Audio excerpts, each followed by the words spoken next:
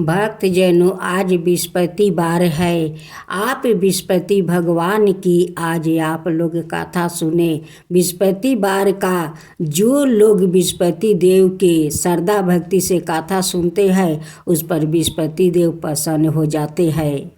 बृहस्पति देव की जय हो, बृहस्पति देव की जय हो। प्राचीन समय की बात है। एक नगर में एक बड़ा व्यापारी रहता है। वो जहाज़ों में माल लाद कर दूसरे शहरों में भेजा करता है। वो जिस प्रकार अधिक धन कमाता है उसी प्रकार जी खोलकर दान भी करता है, परंतु उसकी पत्नी अत्यंत कंजूस है। वो किसी को एक डमरी भी नहीं देने देती है। एक बार सेठ जब दूसरे देश में व्यापार करने गया तो पीछे से बृहस्पति देव ने साधु भेष में उसकी पत्नी से भिक्षा मांगने आई। व्यापारी की पत्नी बृहस्पति देव से बोली, हे साधु महाराज, मैं इस दान और पुण्य से तंग आ गई हूँ। आप कोई उपाय बताइए जिससे मेरा सारा धन नष्ट हो जाए और मैं आराम से रह सकूँ। मैं यह धन लुटाता हुआ नहीं देख सकती। बृहस्पति देव ने कहा, हे देवी, तुम बड़ी विचित्रा हो। संतान और धन से कोई दुखी होता है। अगर अधिक धन है तो इसे शुभ कामों में लगाया करो। कुंवारी कन्याओं का विवाह करवाओ, विद्यालय और बाग बगीचा का निर्माण करवाओ। ऐसे पुण्य कार्य करने से तुम्हारा लोक परलोक सार्थक हो सकता है।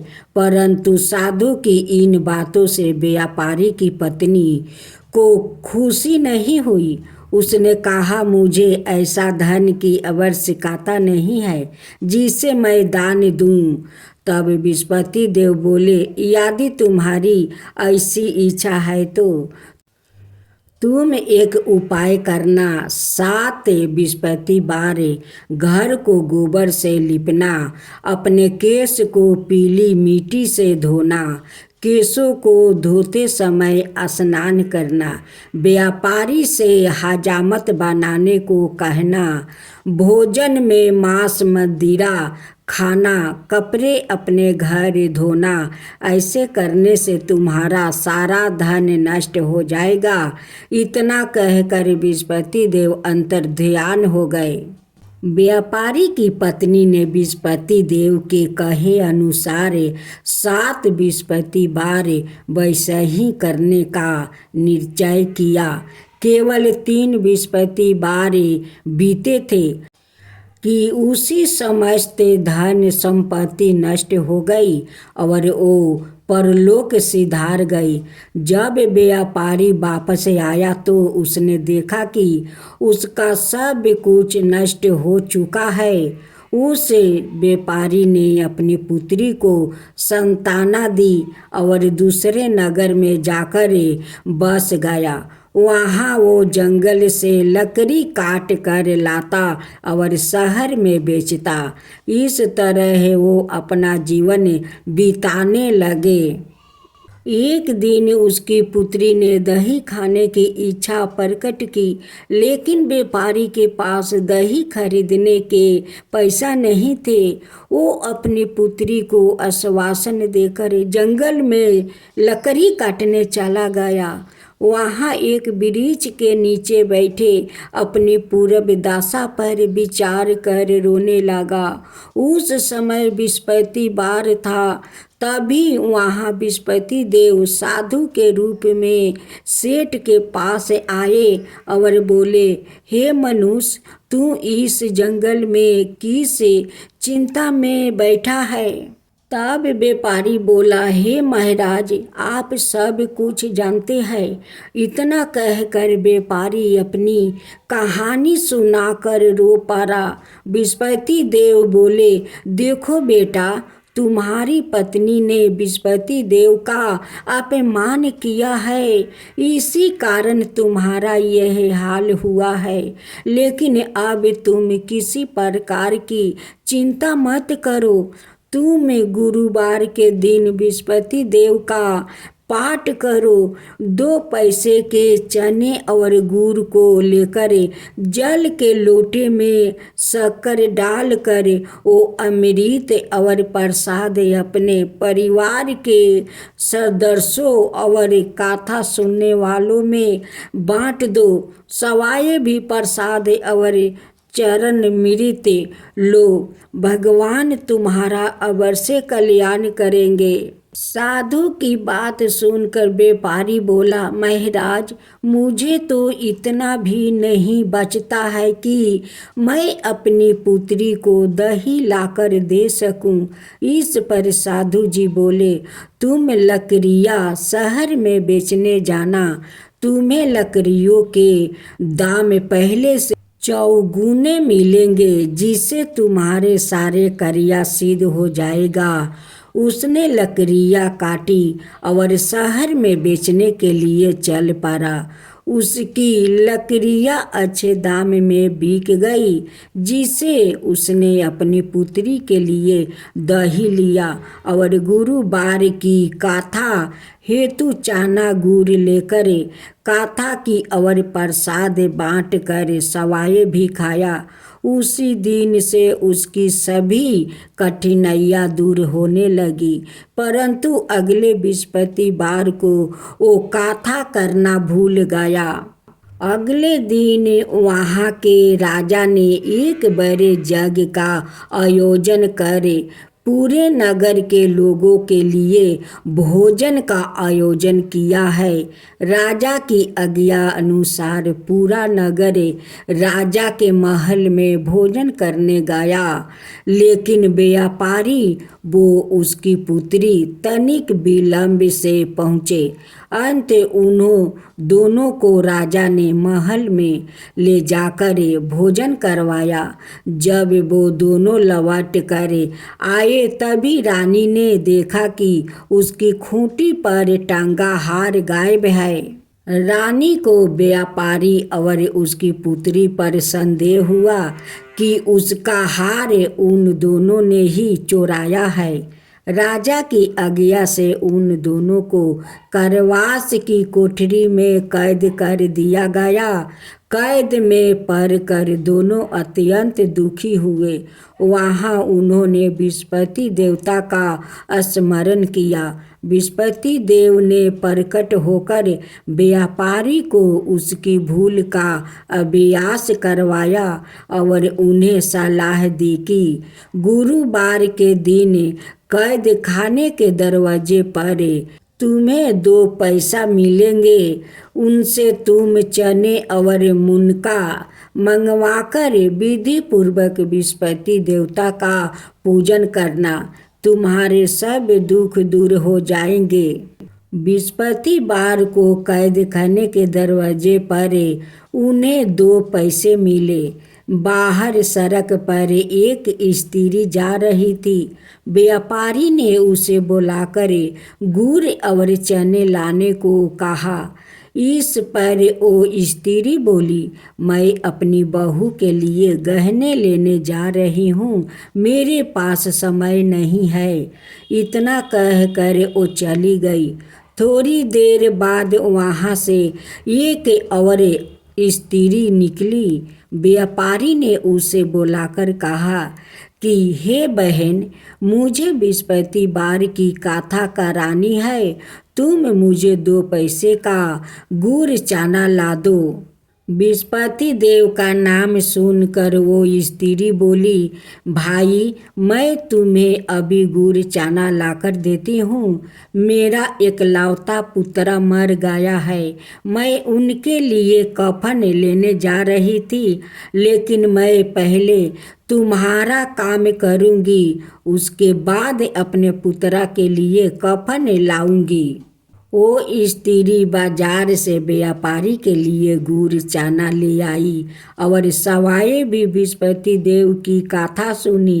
कथा के समाप्त होने पर वो स्त्री कफन लेकर अपने घर गई।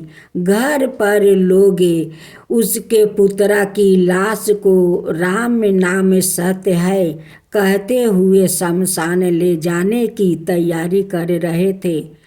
स्त्री बोली, मुझे अपने बेटे का मुख देख लेने दो। अपने पुत्रा का मुख देखकर उस स्त्री ने उसके मुंह में प्रसाद और चरणामृत डाल दिया। प्रसाद और चरणामृत के प्रभाव से वो पुनर्जीवित हो गया। पहली स्त्री जिसने बृहस्पति देव का निरादर किया था, वो जब अपने पुत्रा के विवाह हेतु पुत्रा वधू के लिए गहने लेकर लौटी और जैसे ही उसका पुत्रा घोड़ी पर बैठकर निकला, वैसे ही घोड़ी ने ऐसी उछाल मारी कि वो घोड़ी से गिरकर मर गया। यह देख स्त्री रो रो कर बृहस्पति देव से क्षमा याचना करने लगी। उस स्त्री की मिनती से बृहस्पति देव साधु भेष में वहाँ पहुंचकर कहने लगे, देवी तुम्हें अधिक विलाप करने की आवश्यकता नहीं है। यह बृहस्पति देव का अनादर करने का कारण हुआ है। तुम वापस जाकर मेरे भक्त से क्षमा मांगकर कथा सुनो, तब ही तुम्हारी मनोकामना पूरी होगी। जेल में जाकर उस स्त्री ने व्यापारी से माफ़ी मांगी और कथा सुनी। कथा के उपरांत वो प्रसाद और चरणामृत लेकर अपने घर वापस गई। घर आकर उसने चरणामृत अपने मृत्यु पुत्रा के मुख में डाली। चरणामृत के प्रभाव से उसका पुत्रा भी जीवित हो उठा। उसी रात बृहस्पति देव राजा के सपने में आया और बोले, हे राजन, तुम जिस व्यापारी और उसके पुत्री को जेल में कैद कर रखा है वो बिल्कुल निर्दोष है। तुम्हारी रानी का हार वही खूंटी पर टंगा है। दिन निकला तो राजा रानी ने हार खूंटी पर लटका हुआ देखकर राजा ने उस व्यापारी और उसकी पुत्री को रिहा कर दिया और उन्हें आधे राज्य देकर उसकी पुत्री का विवाह ऊंचे कुल में करवाकर दहेज में हीरे जवाहरात दिया। ओम जय बृहस्पति देवा, जय बृहस्पति देवा, छिन छिन भोग लगाऊं के दली फल मेवा। ओम जय बृहस्पति देवा, जय बृहस्पति देवा। तुम पुराण परिमत माँ तुम अंतर्यामी, जगत पिता जगदीश्वर तुम ही सबके स्वामी।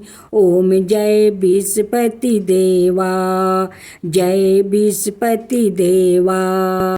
चरणामृत निज निर्मल सबके पातक हरता, सकल मनोरथ दायक कृपा करो भक्तो।